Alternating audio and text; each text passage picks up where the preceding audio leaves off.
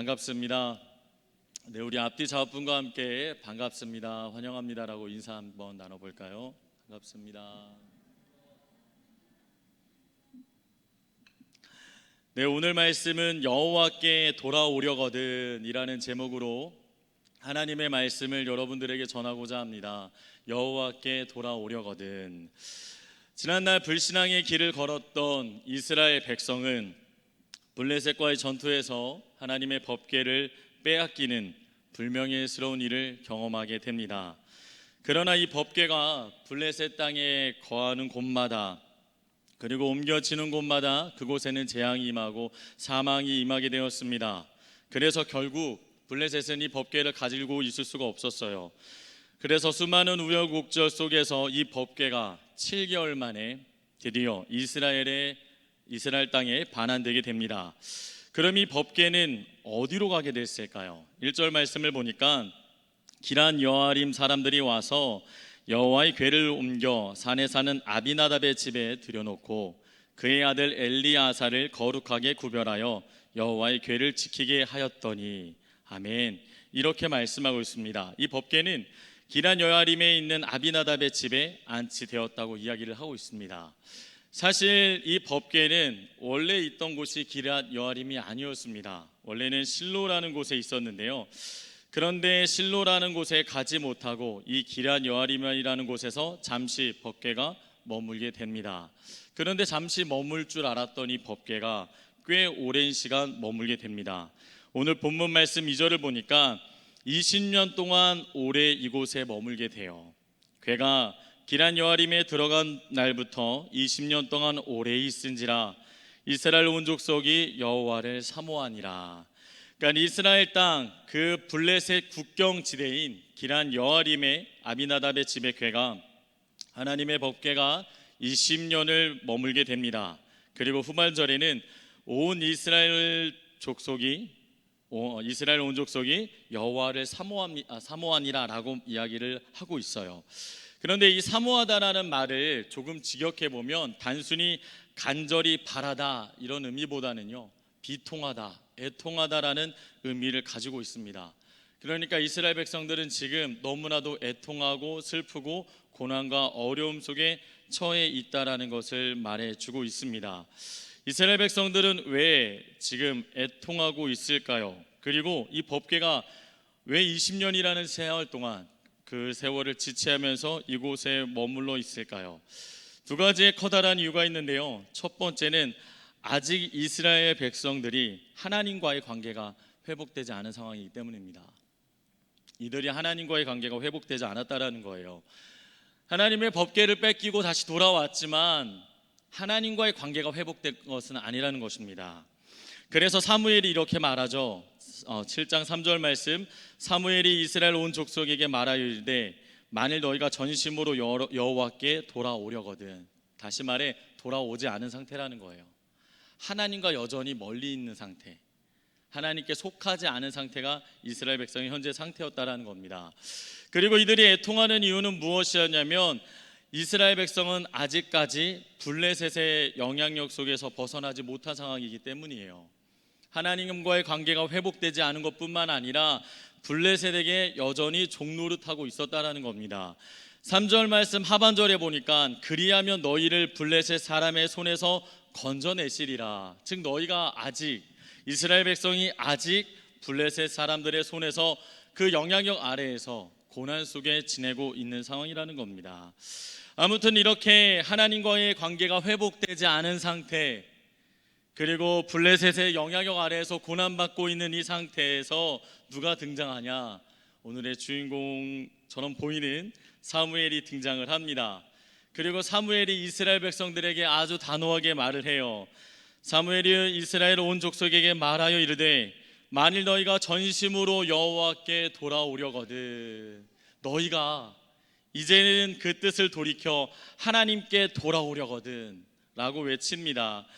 애통하는 이스라엘 백성들에게 강하게 선포하는 것이죠. 그러면서 여호와께 돌아오려거든 너희가 마땅히 해야 할 바가 있다, 너희가 이렇게 해야만 한다 라고 가르쳐 주고 있습니다. 그럼 사무엘은 이스라엘 백성이 하나님께 돌아가려면 그리고 그 관계를 회복하려면 어떻게 행해야 한다고 말하고 있을까요? 세 가지가 있는데요. 이 말씀은 당시 이스라엘 백성뿐만 아니라 오늘을 살아가는 저와 여러분에게도 교훈이 될 줄 믿습니다. 사무엘은 이스라엘 백성들에게 어떻게 하면 하나님께 돌아갈 수 있는지, 그 관계를 어떻게 회복할 수 있는지 이야기를 합니다. 첫 번째는 먼저 자신 안에 있는 이 공동체 안에 있는 우상을 제거하라고 말하고 있습니다. 사무엘상 7장 3절, 사무엘이 이스라엘 온 족속에게 말하여 이르되 만일 너희가 전심으로 여호와께 돌아오려거든 이방 신들과 아스다롯을 너희 중에서 제거하고. 이스라엘 백성들이 하나님과의 관계가 멀어져 있는 그 상태에 누구를 섬기고 있었느냐? 이스라엘 백성들은 우상을 섬기고 있었다라는 겁니다. 구체적으로는 바알들과 아스다롯이라고 이야기를 하고 있죠. 바알과 아스다롯을 섬겼다라는 거예요. 아스다롯은 블레셋 사람들이 섬기던 가나안 최고의 여신이었습니다. 그러나 이스라엘 백성들 또한 이 여신을 섬기고 있었다라는 거예요. 단순히 섬기고 믿었다는 정도가 아니라 그들의 이 성전 같은 곳에서 정말 그들을 경배하고 찬양하고 따르고 섬기는 일들을 행했다라는 겁니다. 그냥 완전히 전적으로 섬겼다라는 것이죠. 그리고 아스다롯뿐만 아니라 그 여신의 남편이라고 일컬어지는 바로 바알신도 섬겼습니다. 아스다롯은 다산을 준다고 알려졌고요. 바알신은 능력과 전쟁의 승리와 풍요를 가져다 준다고 일컬어지는 신이었습니다. 이러한 신들을 이스라엘 백성들이 지금 섬기고 있었다는 거예요. 물론 이스라엘 백성들이 하나님을 안 섬긴 건 아닙니다. 신기하죠? 하나님을 섬겼어요. 그들은 하나님께 나아가 예배도 드렸습니다. 본인들의 신앙도 고백했을 거예요. 믿고 섬겼을 겁니다. 그러나 이들의 문제는 하나님만을 섬긴 것이 아니라 하나님도 섬겼다라는 거예요. 하나님만을 섬기는 것, 그리고 하나님도 섬기는 것은 매우 비슷한 의미를 지닌 것처럼 보이지만 실제로는 매우 심각한 차이를 드러내고 있죠. 이스라엘 백성은 줄곧 하나님을 섬겨왔지만 그러나 그들은 하나님을 섬김과 동시에 이방 신들도 같이 섬겼다라는 거예요. 예를 들면 이런 거겠죠. 그들이 하나님 앞에 섬길 때는 하나님만 의지합니다. 하나님만 찬양합니다.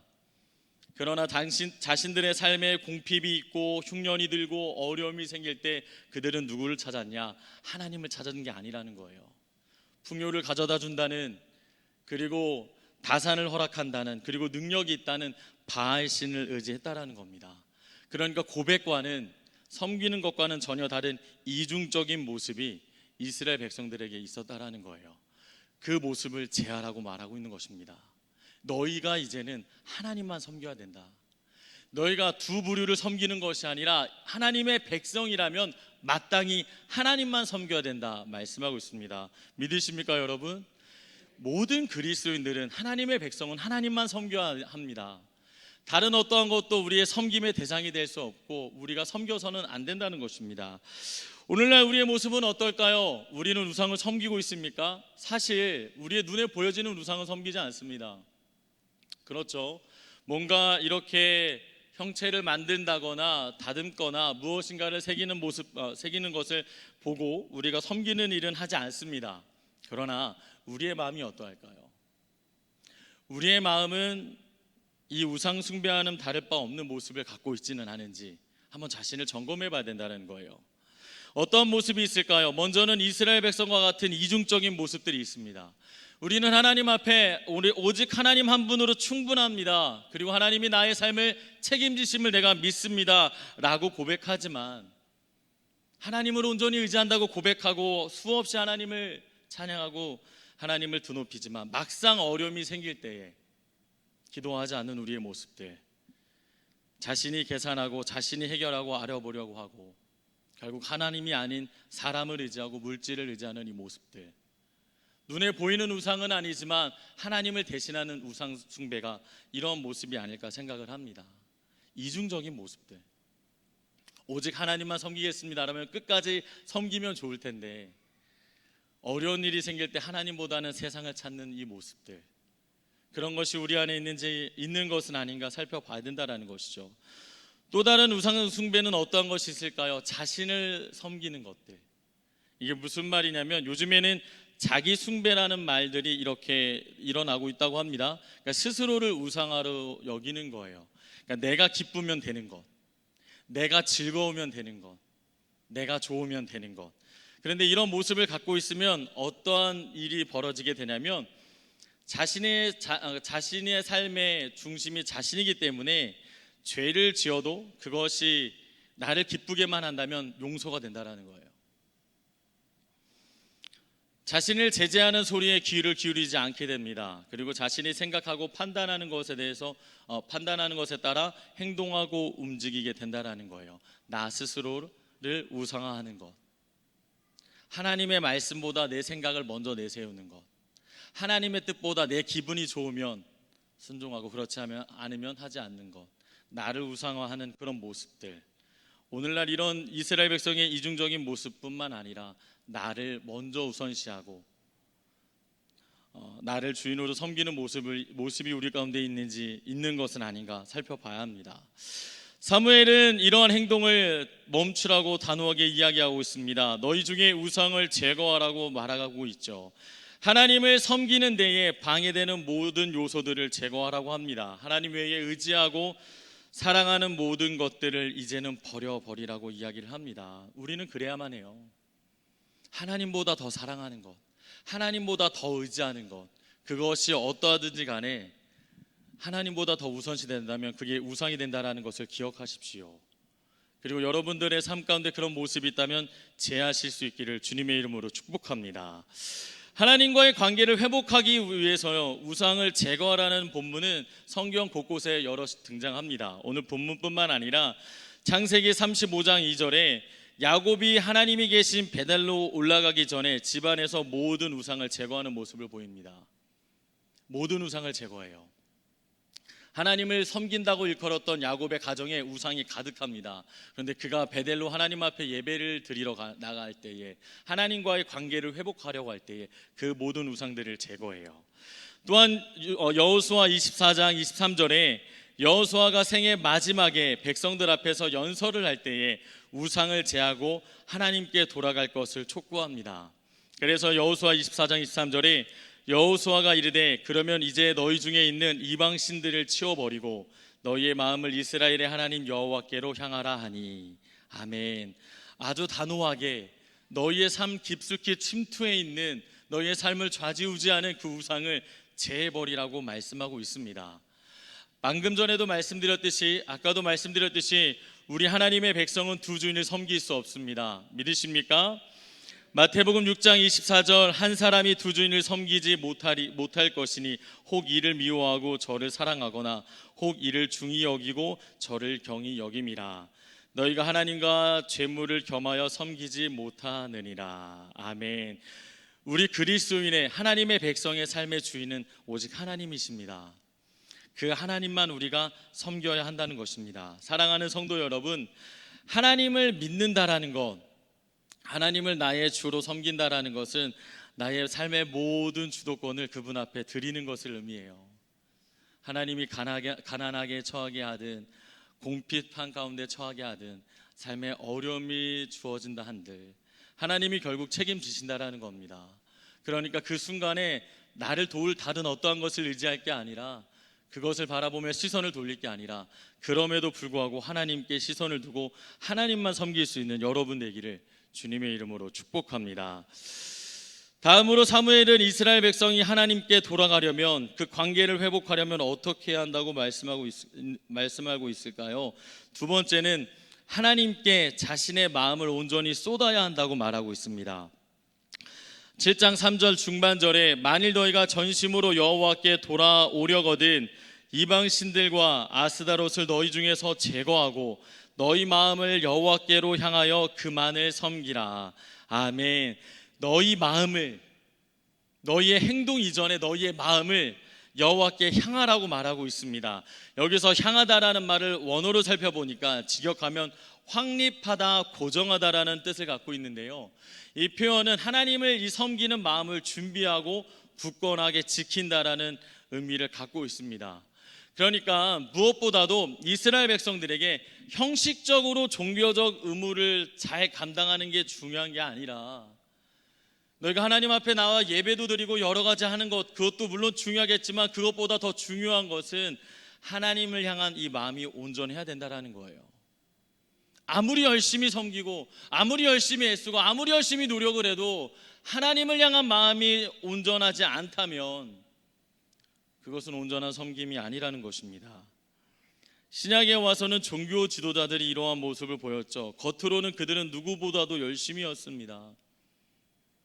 매주 한 번씩 여러 차례 금식을 하였고, 시간이 되면 기도를 하였고, 말씀을 암송하기도 하고, 헌신하기도 하고, 섬기는 모습을 보이고, 헌금을 드리기도 하는 모습을 종교 지도자들이 보였습니다. 그러나 그들의 마음은 어떠했습니까? 하나님을 향하지 않았죠. 그래서 성경은 탐욕과 악독이 가득했다고 이야기하고 있습니다. 마음이 온전하지 못했다라는 거예요. 사랑하는 성도 여러분, 신앙생활을 하다 보면 종교 외적으로 계명과 규례를 지키는 일은 얼마든지 가능합니다. 예배 시간에 나와 예배드리고 시간 정해놓고 기도하고 말씀 보는 거 누구나 할 수 있어요. 그러나 그렇게 한다고 해서 참된 복종과 섬김이 아닐 수 있음을 알아야 돼요. 중요한 것은 마음이라는 겁니다. 진정성 있게 자신의 마음을 하나님께 쏟아야 돼요. 회복하고자 하는 강한 열망, 하나님을 뜨겁게 사랑하고자 하는 열망, 그 마음이 여러분들에게 있어야 된다는 것입니다.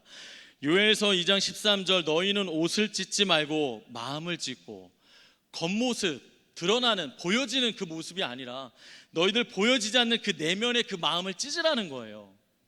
마음을 찢고 너희 하나님 여호와께로 돌아올지어다. 그는 은혜로우시며 자비로우시며 노하기를 더디하시며 인애가 크시사 뜻을 돌이켜 재앙을 내리지 아니하시나니. 마음을 찢으라, 마음을 돌이키라는 겁니다. 오늘날 많은 성도님들, 교회 성도님들 가운데는 이 마음을 집중하지 못하는 모습을 보게 됩니다. 그래서 종교적 의무에만 치우치고 이것을 향하면 내가 신앙생활을 잘하고 있다고 착각하는 모습을 봐요. 그런데 깊숙이 다가가서 대화를 나누다 보면 경건 생활의 힘든 모습을 보입니다. 예배에 참 기쁨을 잃었어요. 기도가 귀찮아지기 시작하고, 말씀 읽는 것이 불편하고, 무거워지고 어려워지기 시작했다라는 겁니다. 단 한 가지예요, 마음. 하나님을 향한 마음이 온전하지 못하기 때문에 그 모든 것이 하나의 의무적인 행동으로밖에 되지 않았다라는 겁니다. 무엇보다도 하나님을 향한 그 마음을 회복하는 여러분 되기를 축복합니다. 사랑의 마음이 있어야 돼요. 제가 청년들에게 이러한 얘기를 종종 합니다. 설교 시간에도 했던 얘기인데요, 때로는 하나님 앞에 무언가 간구하기 위해서 하나님 이거 주세요, 하나님 저거 주세요, 하나님 나 이거 좀 들어주세요 라고 하기보다 때로는 조용히 나아가 그냥 화려하게 기도하려고 하지 말고, 시간 정해놓고 기도하려고 하지 말고 잠깐 다 내려놓고 그냥 하나님 앞에 이 마음을 한번 드려봤으면 좋겠다. 그냥 하나님 사랑합니다, 하나님 참 감사합니다. 그냥 하나님 앞에 진짜 이 베풀어 주신 많은 것들을 기억하며 감사와 사랑의 고백을 하는 것은 어떤가라고 제시한 적이 있는데요, 여러분들도 또한 때로는 이유가 있어서 하나님 앞에 나가는 것이 아니라 그냥 주님이 너무 좋아서, 너무 감사해서, 그 사랑이 너무 커서 그 마음 때문에 주님 앞에 나아갔으면 좋겠습니다. 다른 어떠한 것이 아닌 그 마음을 먼저 회복하세요. 내가 아무리 열심히 기도해도 이 마음이 온전치 못하면 나의 의밖에 되지 않습니다. 나 이만큼 기도하는데, 나 이만큼 성경 보는데, 나 이만큼 교회 빠지지 않는데 자기 의밖에 되지 않는다라는 거예요. 무엇보다도 이 마음이 온전히 서 있는 여러분 되기를 주님의 이름으로 소망합니다. 마지막으로 사무엘은 이스라엘 백성이 하나님께 돌아가려면, 그 관계를 회복하려면 어떻게 한다고 말씀하고 있나요? 세 번째, 하나님께 철저히 회개해야 한다고 말하고 있습니다. 사무엘상 7장 6절, 그들이 미스바에 모여 물을 길어 여호와 앞에 붓고 그날 종일 금식하고 거기에서 이르되 우리가 여호와께 범죄하였나이다 하니라. 사무엘이 미스바에서 이스라엘 자손을 다스리니라. 아멘. 사무엘은 하나님 앞에 돌아가고 싶어하는 이스라엘 백성들에게 정말 여러 가지를 이야기하죠. 너희들의 안에 있는 우상을 제거하라. 그리고 하나님께 마음을 쏟아라 라고 이야기를 합니다. 그리고 이어서 그들을 미스바로 소집합니다. 너희들 모두는 미스바로 지금 모여라. 미스바에 모이게 만들어요. 그럼 미스바는 어떠한 자리였을까요? 무엇보다 미스바는 하나님과의 관계 회복을 촉구하는 회개의 자리였어요. 회개의 자리였습니다. 이스라엘 백성들은 미스바에 모여서 물을 길어 여호와 앞에 부었습니다. 여호와 앞에 물을 부었다라는 의미는 그 마음을 쏟았다라는 것을 의미해요. 즉 애통했다라는 겁니다. 하나님과의 관계를 회복하고자 애통했다라는 거예요. 금식하였다라는 것은 하나님의 은혜를 그저 구했다라는 겁니다. 다른 어떠한 것을 먹고 생각하기 이전에 하나님만, 오직 하나님만. 그리고 그들은 자신들의 범죄를 고백하며 간절히 기도했습니다. 이러한 간절한 회개가 그들 가운데 일어났다라는 거예요. 미스바의 자리는 정말 진정한 회개가 일어나는 자리였습니다. 사랑하는 성도 여러분, 간절한 회개가 여러분들의 마음 가운데 일어나기를 축복합니다. 애통하며 하나님과의 관계가 이전처럼, 아니 이전보다 더 뜨거워지기를 갈망하는 여러분 되기를 주님의 이름으로 축복합니다. 묻어지고 굳어지면 안 돼요. 내가 이 정도 신앙생활하면 됐지가 아니라 그 어느 때보다도 뜨거워지기를 소망해야 한다는 것입니다. 또한 미스바는 어떠한 자리였습니까? 미스바는 살아 생명력 있는 하나님의 말씀을 듣는 자리였습니다. 6절 말씀에 사무엘이 미스바에서 이스라엘 자손을 다스리니라. 이 다스린다라는 말은 통치한다, 재판한다라는 의미도 갖고 있지만 또 다른 의미로는 하나님의 말씀을 가르쳤다라는 거예요. 그들이 하나님의 말씀으로 바로 설 수 있도록 영적으로 메말라 있던 이스라엘 땅에 하나님의 말씀을 선포했다라는 겁니다. 무너졌던 그들의 심령 가운데 하나님의 말씀을 들려줬다라는 거예요. 하나님의 말씀이 메말랐던 그 마음과 그 땅에 그 말씀을 선포했다라는 겁니다. 사무엘의 회개에 대한 촉구, 그 말씀의 선포로 말미암아 그들의 삶의 변화가 일어나는 것을 보게 됩니다. 사랑하는 성도 여러분, 여러분의 삶 가운데 미스바와 같은 자리가 있기를 축복합니다. 하나님 앞에 나아가는 자리, 나의 죄를 회개하는 자리, 애통하며 울부짖는 자리, 하나님의 말씀을 듣는 자리, 그 자리가 여러분들의 삶 가운데 주어지기를 축복합니다. 우리가 신앙생활하다 보면, 오랜 신앙생활하다 보니 이 죄에 대해서 무뎌질 때가 참 많아요. 참 무서운 순간이 아닌가 싶습니다. 내가 죄를 지어도 죄에 대한 어떤 민감함이 없어요. 무서움이 없습니다. 익숙해져 버렸어요. 그냥 그렇게 지내고 있어요. 누구나 다 아는 거니까. 근데 여러분, 하나님의 백성, 하나님과의 깊은 교제가 있는 사람은 아주 작은 죄에도 예민할 수밖에 없습니다. 주님이 우리의 모든 죄를 짊어지고 십자가에 달려 돌아가셨지만 그렇다고 해서 우리가 죄를 져도 당연하다는 것은 아닙니다. 여러분들의 삶의 죄를 제하시고 멀리하시고 회개하십시오. 그래야지 여러분과 하나님과의 관계가 다시금 회복될 줄 믿습니다. 들려지지 않았던 여러분들의 귀에, 여러분들의 마음 가운데 하나님의 말씀이 들려지기를 기도하십시오. 들려져야 합니다. 여러분, 내가 듣고 싶은 말씀만 듣는 것이 아니라 주님이 오늘을 살아가는 나에게 주는 모든 말씀을 들으십시오. 그럴 때 하나님과의 관계가 회복될 줄 믿습니다. 말씀을 마치고자 합니다. 이스라엘 백성은 자신들 안에 우상을 제거했습니다. 그리고 하나님께 마음을 온전히 쏟고 금식하며 애통하며 간절히 회개하였습니다. 하나님과의 관계의 회복의 놀라운 내 역사가 그들 가운데 일어났습니다. 신기하게도 이 본문 말씀 다음에는 블레셋 군사가 쳐들어오는 모습이 등장하거든요. 그런데 그 블레셋 군사가 쳐들어왔을 때 신기하게도 하나님께서 그 전쟁에 개입하십니다. 그리고 하나님이 그 모든 블레셋을 무찔러 주세요. 이 말씀을 통해서 우리에게 주고자 하시는 것은 살고 죽는 문제, 우리의 삶의 모든 문제는 하나님 손에 달려 있다는 거예요. 여러분들도 마찬가지예요. 여러분들의 삶은 다른 누구도 아닌 하나님께 달려 있습니다. 그분 앞에 나아가십시오. 다른 어떠한 것보다 주님과의 관계를 기억하십시오. 그리고 회복하시고 하나님을 기쁘시게 하는 삶을 살아가기를 주님의 이름으로 축원합니다. 기도하겠습니다. 살아계신 하나님,